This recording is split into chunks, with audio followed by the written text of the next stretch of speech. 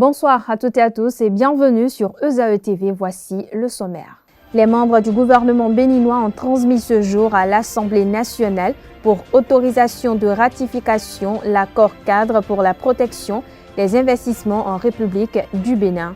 D'autres décisions de grande importance ont été également prises au cours de cette session hebdomadaire. On en parle dans ce 19h. Une semaine après la mort du jeune Martin Hunga, la police républicaine a annoncé l'ouverture de 2 enquêtes judiciaires et administratives suite à la mort du jeune citoyen. La police républicaine a brisé le silence sur cette affaire qui alimente les débats. La substance du communiqué émanant de la hiérarchie policière vous sera exposée. La première partie des mondiaux de pétanque 2023 s'est achevée hier mardi 12 septembre 2023 à la place de l'Amazone à Cotonou. La rédaction vous propose le compte-rendu de la journée et quelques impressions recueillies à chaud. L'École supérieure d'administration, d'économie, de journalisme et des métiers de l'audiovisuel ESAE offre de nouveaux challenges pour l'année universitaire 2023-2024. Étudiantes et étudiants, parents d'élèves nouveaux bacheliers, ESAE, c'est la garantie d'une formation de qualité à des conditions très avantageuses. À Gbedjromede, à Kpakpa, à Boumekalavi et Parakou, inscrivez-vous en administration générale, administration du travail et de la sécurité sociale, trésor et finances publiques, impôts, diplomatie et relations internationales, journalisme et métiers de l'audiovisuel, gestion des marchés publics, planification et développement local, sciences économiques, sciences juridiques et toutes les filières des sciences de gestion. ESAE vous offre des bourses, demi-bourses et de réductions pour les premières inscriptions dans toutes ces filières. Waouh! En licence 1, 2 et 3 et en master, bénéficiez jusqu'à 50% de réduction sur tous nos sites. N'est-ce pas génial? Infoline. ESAE Gbedjromede, 3e rue à droite en quittant le carrefour Le Jador pour la BIBE Jéricho ou au plus 229 90 93 65 21 98 98 14 00 à Kpakpa au plus 229 52 88 33 33 à Boumekalavi au plus 229 52 88 44 44 Parakou au plus 229 52 46 12 12. ESAE, l'excellence à un nom.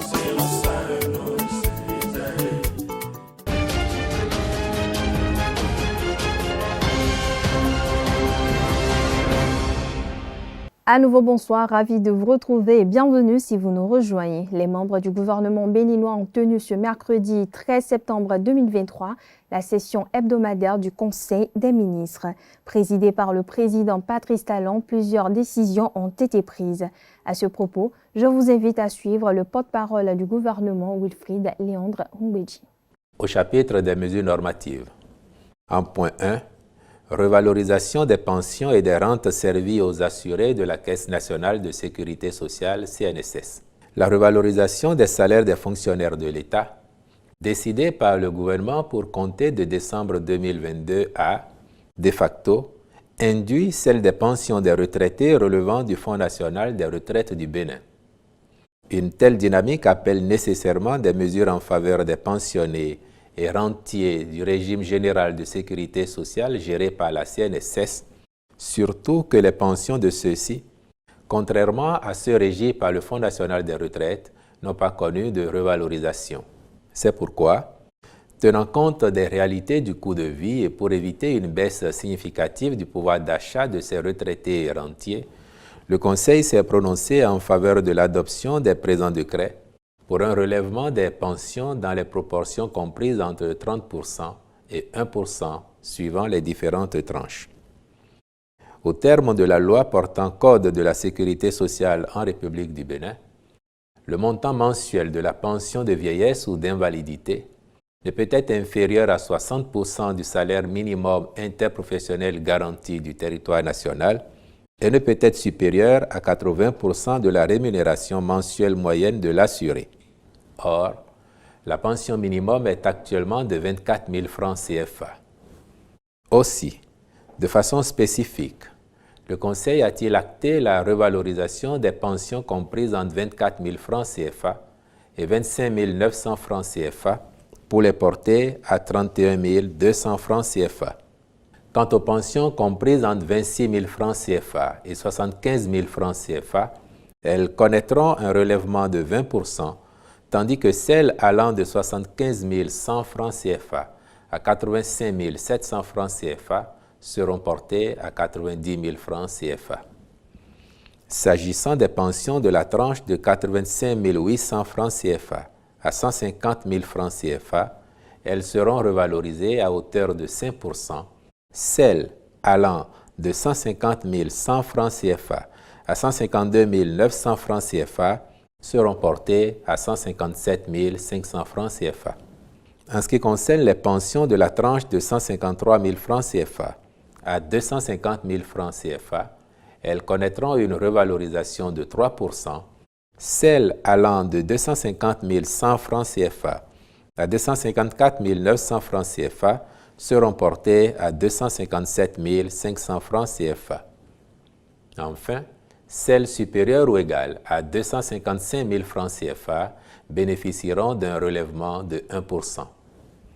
À propos des rentes qui sont concédées à titre temporaire, elles font l'objet d'une revalorisation au taux unique de 5,3% plutôt qu'un taux dégradé par tranche comme pour les pensions. Ceci afin de rester dans le même esprit de revalorisation qu'au niveau des pensions et ne pas créer une injustice sociale. Il est à souligner que ces augmentations prennent effet rétroactivement pour compter du 1er janvier 2023. Le gouvernement saisit cette occasion pour exhorter à nouveau les employeurs du secteur privé qui ne l'ont pas encore fait à procéder à l'augmentation des salaires de leurs travailleurs dans le cadre du dialogue social interne à l'entreprise. En point 2, réglementation de l'affichage publicitaire dans les communes du Grand Nokoué. Les affiches publicitaires, omniprésentes dans les rues de nos communes, sont apposées de manière anarchique et illégale, de sorte qu'elles envahissent toutes les grandes artères de nos villes, en particulier celle du Grand Nokoué, occasionnant ainsi des nuisances qui affectent l'environnement. En effet, cette forme de pollution visuelle repose sur des critères non esthétiques dont les cibles sont notamment les mâts de lampadaires, les poteaux électriques, les panneaux de signalisation routière, les anciens supports médiatiques. Toutes ces installations, en papier ou en matière plastique, dégradent l'espace public et privé de nos villes qui ont pour vocation, entre autres, d'offrir aux populations un cadre de vie sain et agréable. Par ailleurs, les nuisances visuelles constituent au Bénin un problème de santé publique, d'autant que leurs auteurs, qui les déploient parfois même sans aucune autorisation, ne prennent généralement aucune disposition après les événements pour assainir l'environnement pollué de leurs fêtes. Le présent décret a donc pour objet de prévenir la dégradation de la qualité paysagère et environnementale des axes urbains des villes du Grand Nokoué. Sa mise en œuvre contribuera à la protection de l'environnement et de la santé. Aussi, prescrit-il que les affiches publicitaires sont formellement interdites sur les monuments, les mâts de lampadaires servant à l'éclairage public, les poteaux électriques et de télécommunications, les équipements publics concernant la circulation routière, maritime, fluviale ou aérienne, tous autres supports non agréés. En conséquence, tout auteur de pollution visuelle, avant l'entrée en vigueur du présent décret, dispose d'un délai de 3 mois à compter de la date de sa publication pour se conformer à ces dispositions. Les ministres concernés prendront les dispositions nécessaires en vue de sa stricte application. Je l'annonce au sommaire de cette édition, une semaine après la mort du jeune citoyen Martin Hunga à Révier, la police républicaine a annoncé à travers un communiqué en date du 12 septembre 2023 l'ouverture de 2 enquêtes judiciaires et administratives suite à la mort du jeune homme. La dite enquête intervient pour faire la lumière sur le décès du jeune citoyen. Le communiqué informe que le procureur de la République près le tribunal de première instance de 2e classe d'Abomey-Calavi ainsi que l'inspecteur technique de la police républicaine sont saisis pour diligenter respectivement l'enquête judiciaire et celle administrative. Pour rappel, Martin Honga est décédé dans la nuit du lundi 4 au mardi 5 septembre 2023, blessé par balle. Un décès qui a suscité de vives émotions, réactions et plusieurs commentaires au sein de la population. D'après les rapports de la police républicaine, le drame est survenu lors d'une opération de lutte contre le grand banditisme dans les villes et campagnes menées par le commissariat de l'arrondissement de Révier. La police républicaine, à travers son communiqué, ne s'est pas vraiment exprimée sur les faits. Les autorités policières assurent simplement que les enquêtes ouvertes s'effectuent de façon rigoureuse et approfondie pour la manifestation de la vérité. La rentrée scolaire 2023-2024 est prévue pour le lundi 18 septembre prochain. Pendant que les parents mettent les bouchées doubles pour satisfaire les premières nécessités des apprenants, les professionnels de la couture n'échappent pas également aux pressions des apprenants. À cette occasion, une équipe de notre rédaction a sillonné quelques ateliers de couture dans le quartier de Bedjgomende pour s'enquérir de l'ambiance qui y règne quant à la confection des uniformes scolaires. Éléments signés Nansirine Fatoumbi et Francis Farami. Parents de les avoir filles, kaki, uniforme. Mais comme à ça, ça dépend. Parce que kaki collège et au pli mais ni le uniforme des volets, donc ça dépend que. En ce moment, s'il y a l'approche de la rentrée, à la dernière semaine, il y a tellement d'affluence, mais cette fois-ci, il n'y a pas. Il n'y a pas d'affluence, on ne sait pas ce qui se passe avec les parents. Ils attendent la rentrée avant de venir, ou bien c'est la sécheresse économique qui les rend comme ça. On essaie de voir, on espère toujours. La preuve, vous voyez qu'on n'a pas assez de tenues scolaires ici. On ne fait que des tenues de sortie pour les gens. On attend, on ne sait pas ce qui va se passer avec les parents.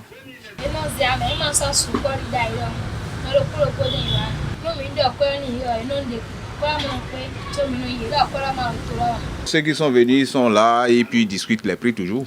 Ils discutent par rapport au prix de couture. Il y a d'autres que je renvoie, que je dis carrément que je ne peux pas le faire à ce prix-là. Et puis ils partent. Mais ceux qui acceptent, c'est ça qu'on a pu réaliser là. Et puis on parle sport à présent. La première partie des mondiaux de pétanque 2023 s'est achevée hier mardi 12 septembre 2023 à la place de l'Amazone à Cotonou. Le Bénin sort de ce premier round avec le sacre mondial dans la catégorie doublette mixte et vice-champion dans la catégorie doublette homme. Le film de la journée avec Kolomusu et Anedo.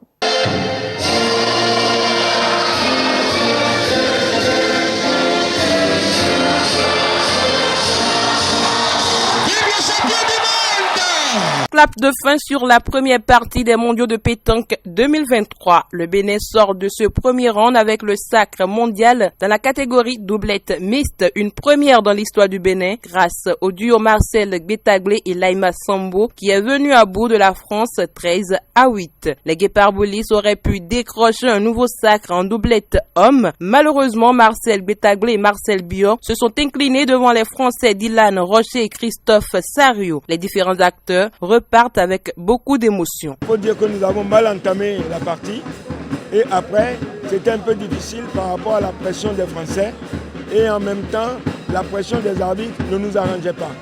Donc on a eu de pression du côté des arbitres qui nous pressaient de jouer, sinon on avait des cartons, qui nous pressaient de jouer parce qu'on se divisait en deux. Mais quant aux Français, ils pouvaient se mettre des deux côtés, ils ne leur disaient rien. Ça a énervé un peu mes joueurs également, parce que c'était un peu de l'injustice. Mais c'est pas grave, c'est le sport. Après tout, quand on perd, on peut dire c'est l'arbitre, c'est autre. Sauf que nous n'avons pas été performants comme la doublette mixte. Mais c'est le sport. C'est dommage que vous ne placez pas beaucoup, mais chapeau à votre équipe. Bravo. Bravo au président de la fédération et bravo à Guy. Mes joueurs, ils ont fait une belle partie, une partie correcte, sérieuse. Ils ont respecté leur adversaire. Le public, c'est vrai que des fois, c'est un peu chaud, c'est folklorique, mais C'est tellement rare quoi, de vivre ça dans un championnat du monde avec ce public fervent, avec son équipe, ce qui est normal. Et après, voilà, le sport, il faut respecter ses adversaires, que ce soit d'un côté ou de l'autre. Et après, ils ont super bien joué. Mais voilà, je dis chapeau à vous et chapeau au Bénin d'avoir organisé ce championnat du monde. Je suis très heureux parce que ça n'a pas été facile du tout. On est tombé vraiment contre une belle équipe du Bénin, Marcel Bio avec l'autre Marcel aussi. Ce matin d'ailleurs, on a perdu contre eux en mixte. Voilà, je suis très heureux parce que nous, on n'est pas habitués à une ambiance comme ça. Et il a fallu vraiment être solide pour gagner. Donc je suis très heureux avec mon coéquipier Christophe, c'est son premier titre. Moi, je connaissais que Marcel Bio, je connaissais pas l'autre Marcel. Et en mixte, ce matin, il m'a fait voir qu'il était très fort. Marcel Bio, je pense que c'est un très fort joueur. Je pense qu'il s'est mis un petit peu la pression en finale parce qu'il voulait ramener son premier titre aussi. Mais vraiment, c'est une très belle équipe du Bénin. Le président de la Fédération internationale de pétanque et de jeux provincial n'a pas manqué d'apprécier la performance de l'équipe béninoise à qui il prodigue des conseils. Ils ont été formidables. Ils sont déjà sur les podiums en or, en argent. C'est extraordinaire. Mais ça, je savais, ils avaient été bien préparés par Guy Tronou, ils avaient bien été entraînés, ils avaient joué ensemble. Je savais qu'ils allaient faire fort. Mais il leur faut de l'expérience. C'est-à-dire qu'il faut qu'ils aillent faire des grandes compétitions régulièrement en Europe, en Asie, et puis qu'ils continuent à s'entraîner sérieusement. Et après, l'adresse, ils l'ont. Mais l'expérience à la pétanque, c'est vraiment... On le verra surtout sur le triplette. Ils auront plus de mal en triplette, les pays de l'Ouest, qu'en doublette. Mais il faut continuer, il faut travailler, il faut s'entraîner, il faut prendre de l'expérience. Chez les hommes, la doublette béninoise se contente de la médaille d'argent et le Bénin se projette déjà sur la suite du championnat. Notre objectif, c'était de prendre 3 médailles et de faire 3 podiums. Là, on en a pris un podium, on a médaille d'argent. Nous avons encore le titre de précision et la triplette. On pense quand même que nous n'allons pas être loin du bout. Une pause de 24 s'impose après 4 jours de compétition. Le mondial reprend jeudi 14 septembre avec les triplettes et les tirs de précision.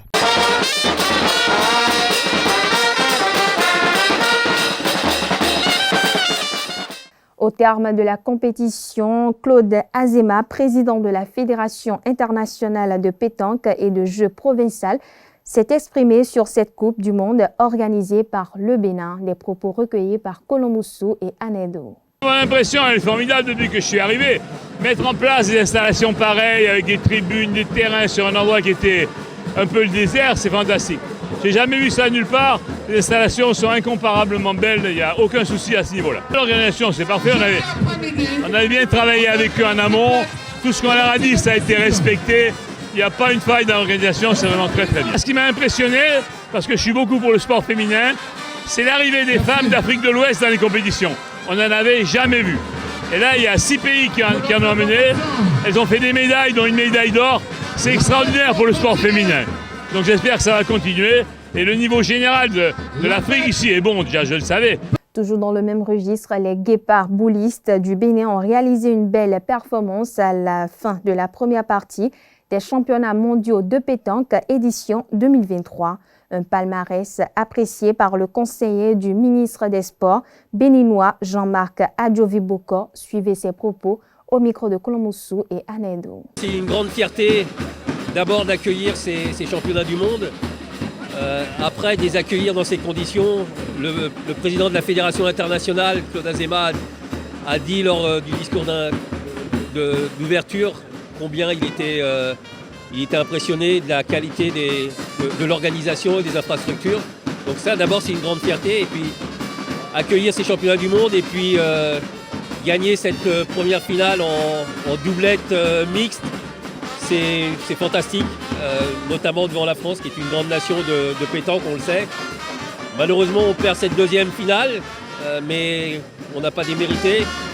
Et je suis sûr qu'avant la fin de la compétition, on gagnera encore une finale.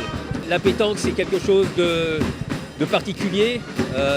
Normalement, on ne doit pas faire de bruit quand les joueurs jouent. Bon, on a encore du mal à se discipliner là-dessus, donc bon, l'arbitrage a été ce qu'il a été. Je n'ai pas pour habitude de me cacher derrière l'arbitrage pour expliquer une défaite. Ce matin, on a gagné. On a gagné une, on a perdu une. Il faut être sport et reconnaître la qualité de cette équipe française. On est champion du monde en doublette mixte Et ça, c'est une grande fierté. Le Bénin aime le sport, ça prouve que le Bénin aime la pétanque. Bon, il faut qu'on apprenne les règles au niveau du bruit, du silence qu'on doit faire quand les joueurs jouent. Mais c'est festif. On sait que le public béninois aime le sport et il le montre. Et les gens apprécient ce qui se passe ici au Bénin aujourd'hui et il faut qu'on soit fiers de ça. J'espère vraiment que sur les triplettes et sur les tirs de précision, on ramènera une autre victoire. Et ce serait vraiment magnifique pour le pays. Et déjà, je peux vous dire qu'un titre de champion sur notre terrain, champion du monde, il faut qu'on le savoure. On organise, on gagne. Et ça, il faut remercier tous les organisateurs, tous ceux qui ont mis la main à la pâte. Du chef de l'État jusqu'au ministre et le gouvernement et tout le comité d'organisation, parce que je peux vous dire que ça a été... beaucoup n'ont pas cru à notre capacité à organiser.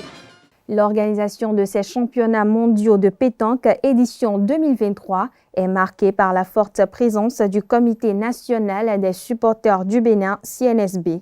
Le groupe dirigé par le président Léopold Huancon, avec de l'animation et des chants, a rendu plus attractive ce rendez-vous mondial. Le reportage est signé Anedo.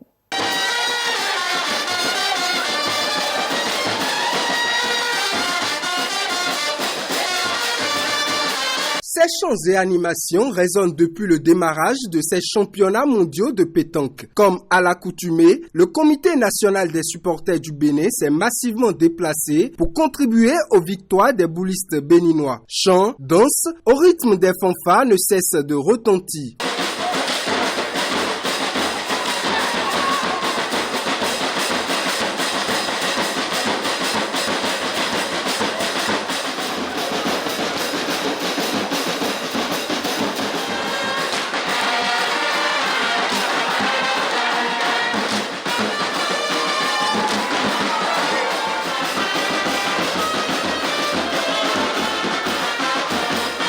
Ce soutien inconditionnel d'une grande utilité est reconnu au-delà des frontières béninoises. C'est le savoir-faire.